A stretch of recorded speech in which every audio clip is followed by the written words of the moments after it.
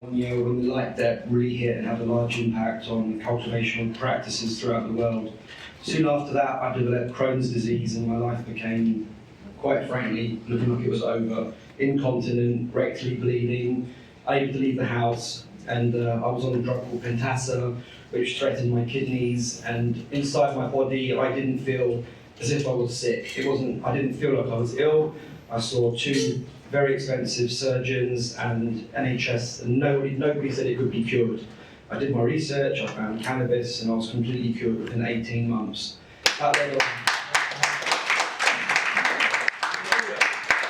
After this journey, I was very fortunate to meet a benefactor which helped me travel the world, share information, and get genetics, which I still do to this day.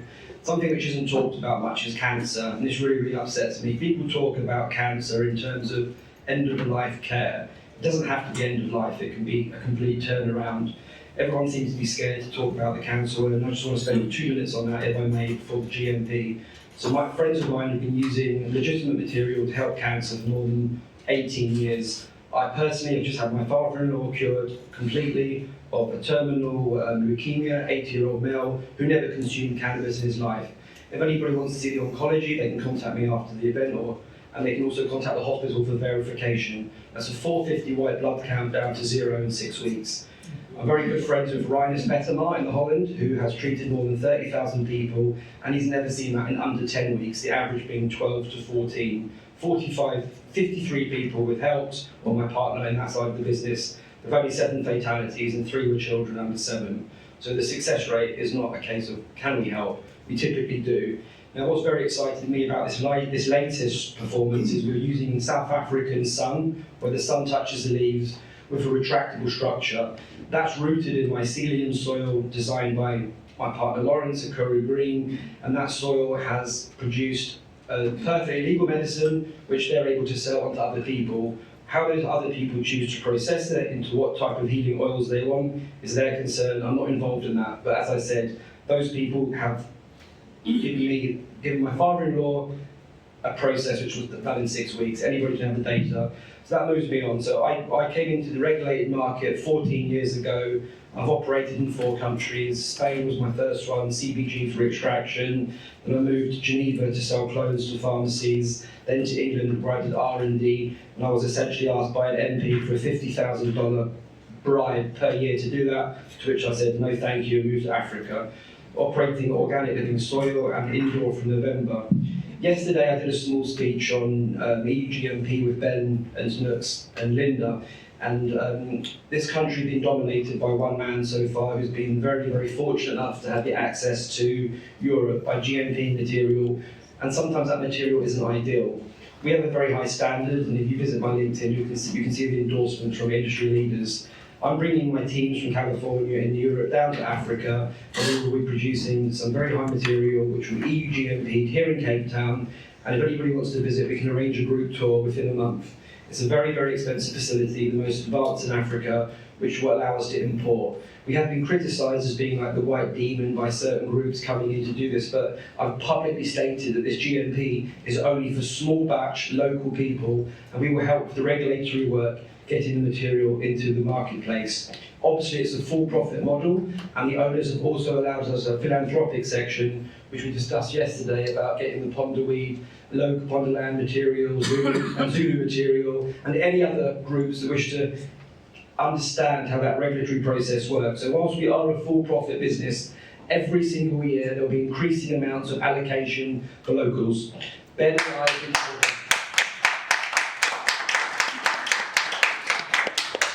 This facility is open in August for local GACP and being audited for EU GMP in November. Ben and myself have been talking for years about this, and it's actually happening now. We can get together on regulated property, use Ben's genetics and other genetics, or anybody that wants to be involved in a cooperative program, Hannibus, Nux, Linda and Sheba.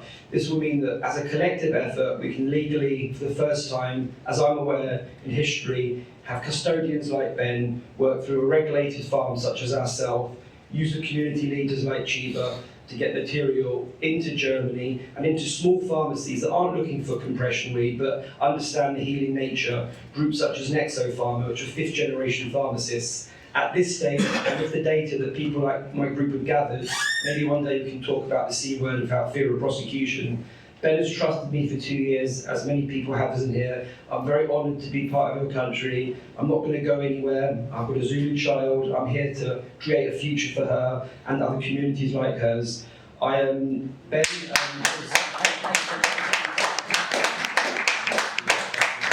Over to you, Ben, to talk about the genetics that you're going to be bringing in, and we can... You are the future! We know. Yeah, thanks everybody. Thanks, Cyrus. I somehow get a bit carried away when I'm sitting in front of people. So excuse me about who started and I do miss a couple of very important points. Have a joint! Yeah, I had one already, that's the thing. Yeah, just need to grab my energy, you know, for the subject matter because it's quite a controversial subject matter, especially in our country. Like I edited myself for 20 odd years, we've been fighting for the legalization of this plant. But like I always said, the plant in some way, to some degree, represents ourselves, you know, in various aspects. I always look at the different cannabinoids, the different compounds. Every day, every week, every month, there's new revelations of what this miraculous plant actually holds, you know. And then I see a correlating effect and I look at this beautiful audience, I look out into the world as a colorless person, you know, and I see the same compounds in various percentages, various levels of influence, you know, not only on the physical body, the physical plane, but on a metaphysical level, you know, to try and quantify that would be an insult not only to the plant first, but to every single one of us here sitting, you know. And so like I'm a strong advocate for us to keep ourselves open to learning, you know, learning quite largely, I think, you know, to education, living education, what we call in IKS, Indigenous Knowledge Systems, is the oral history of this plant that can actually prove, you know, that is an indigenous medicine. But when I speak about indigeneity, you know, I said to Cyrus for the past 2 years that I know him, that I've come to love my brother, you know, his particular the role I think he plays in our family, you know, like welcome back home. I share some of the oldest genes within my genome, you know, but I also firmly believe that this genetic, you know, the First Nation people of the world is within all of us. You know, so we should take pride in terms of where we come. So we are all indigenous to this planet. You know, so I have it's a core thread that I weave into the importance of land races, especially. You know, even though I love modern cultivars, don't get me wrong in the sense of like. I'm fortunate. I feel as if I'm a custodian of genetics that just find themselves to me. You know, people feel as if like they think of me. They travel around the world. This is over 20 years, you know, and they just like remember, there's that brother of mine. I'm sure he's gonna like this and like that. And so I've ended up with hundreds of different genetics, you know.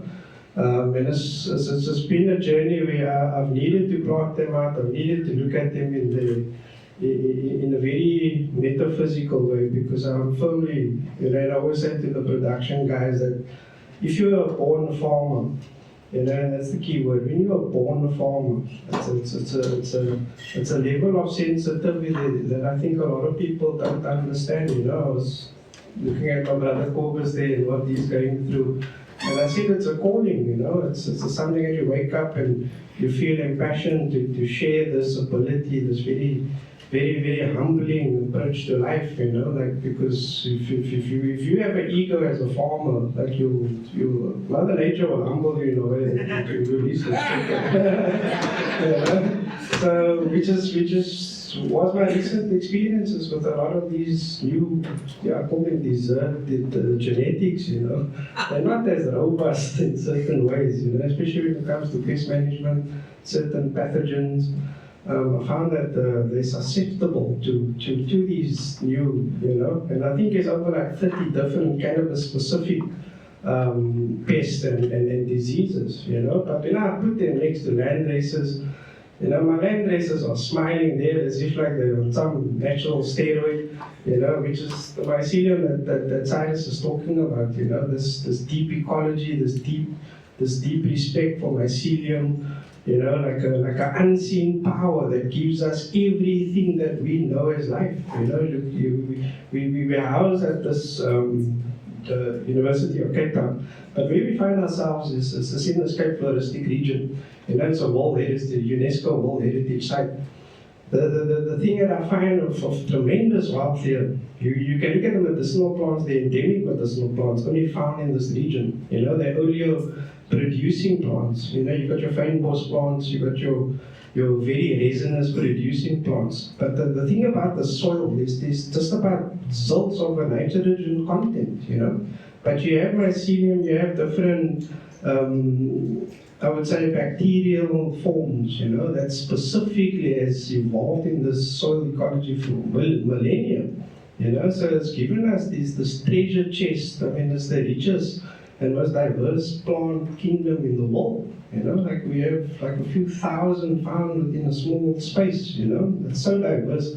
And hence why, like for me, it's always a reference to this motherland, and mother city that we are entrusted with. And so I feel very passionate that as a custodian, we have to protect these genetics from dilution. There's biopiracy, which we've heard about. There's THPs.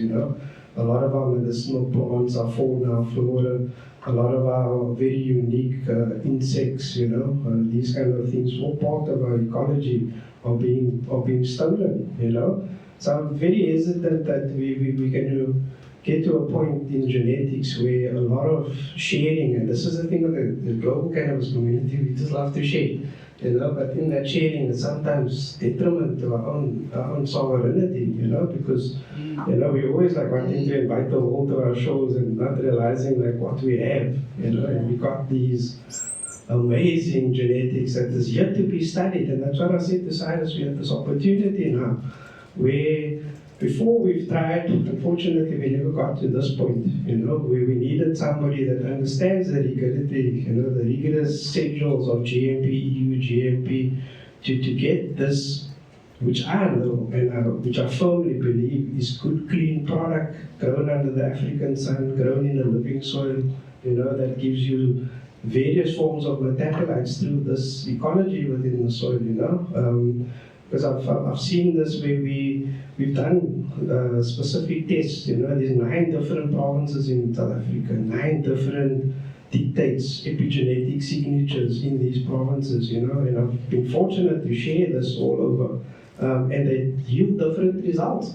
The same genetic, 9 different provinces, 9 different beautiful expressions, so it's a revelation to us that we cannot fit this into one particular, package, but we are afforded an opportunity to go toe-to-toe with the best in the world in terms of genetics. I do not think that Cali, parts of the States, Europe, Holland especially, is going to outperform us. It's just understanding what it is to ship the product around the world.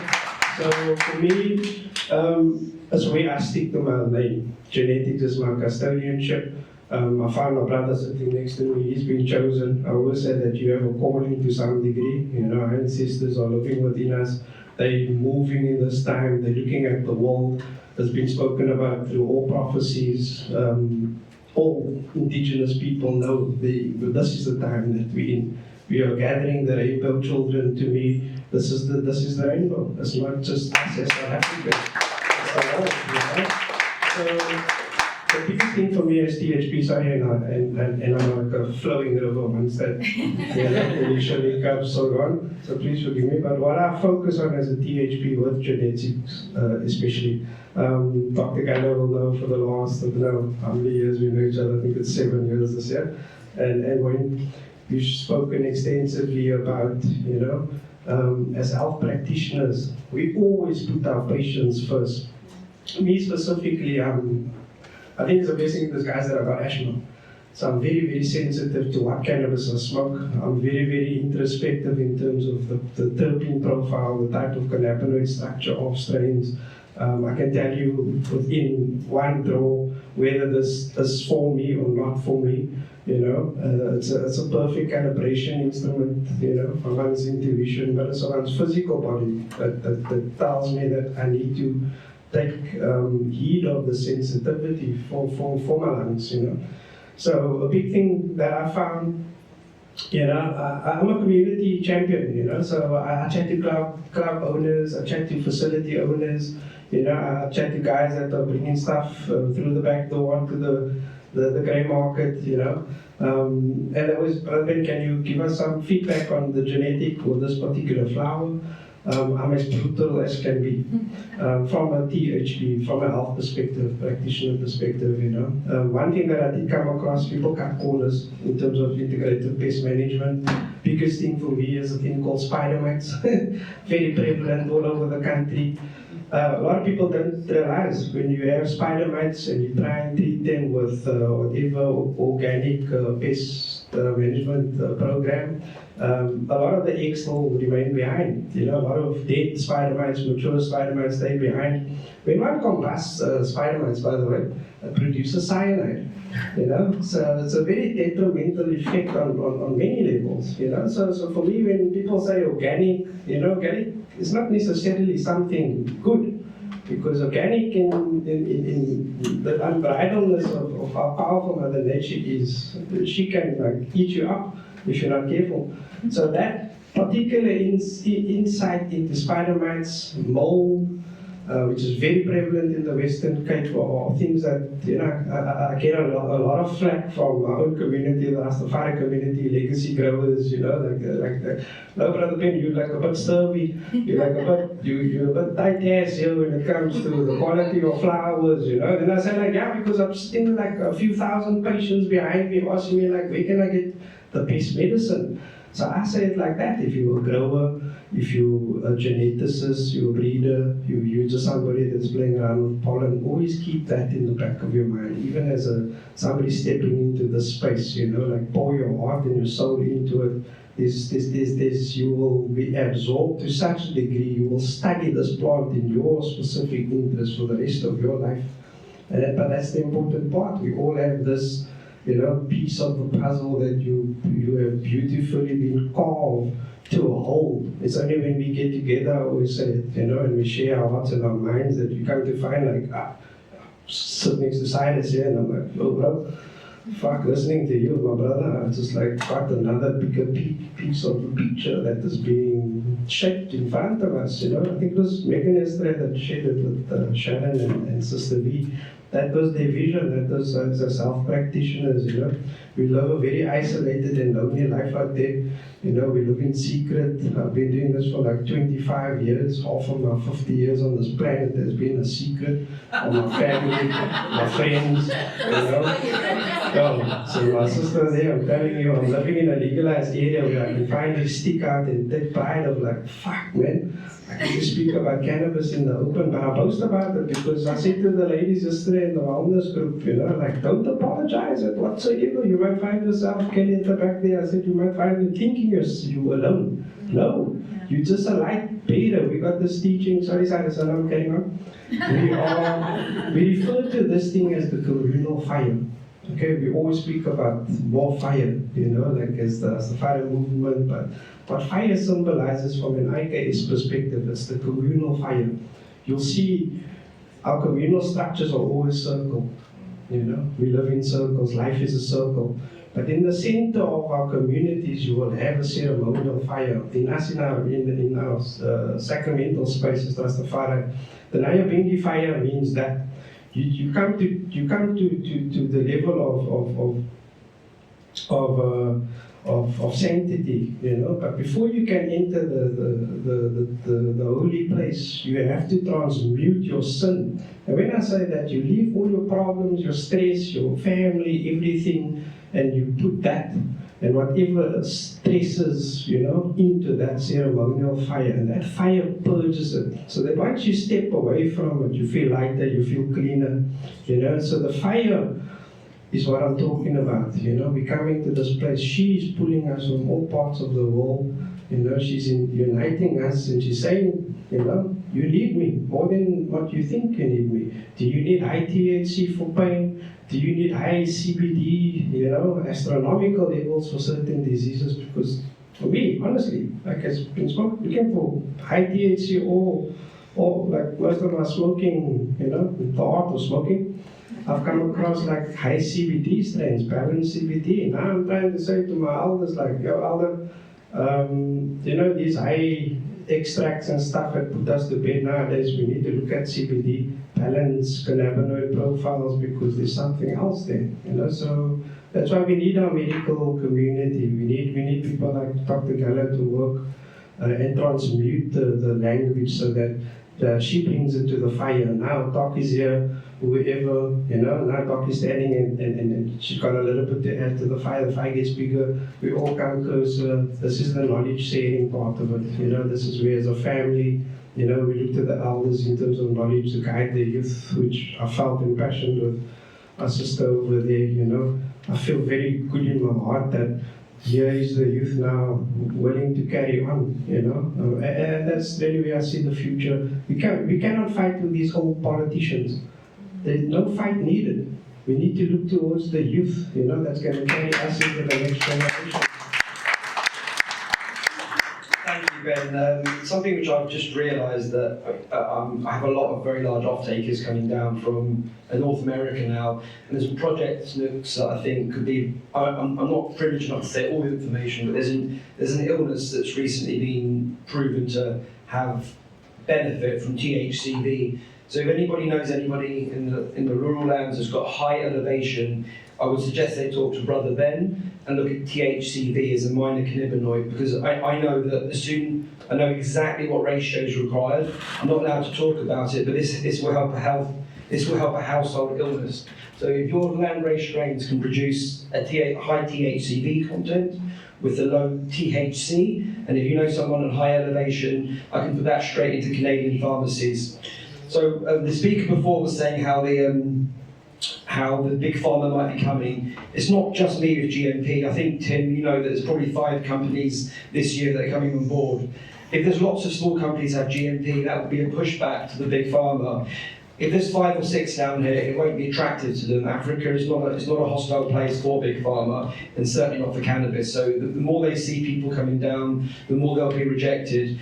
Now, I believe that 2028 will be the year the world looks towards South Africa. Last month I had an off-taker come down from America that sells 25 tons per month, and now they want to manufacture in Africa. And they've been around to several people that I know, and 3 more are booked in. So North America, Canada and Germany are all down here looking, and amongst people like Tim and the other groups that are in the Karoo, together, what should happen, we believe, is to create a minimum price for export. Otherwise, we're all going to be screwed over by you-know-who. So basically, another thing that I would suggest for your country is, in the UK, there's a very large Reddit group called UK Medical.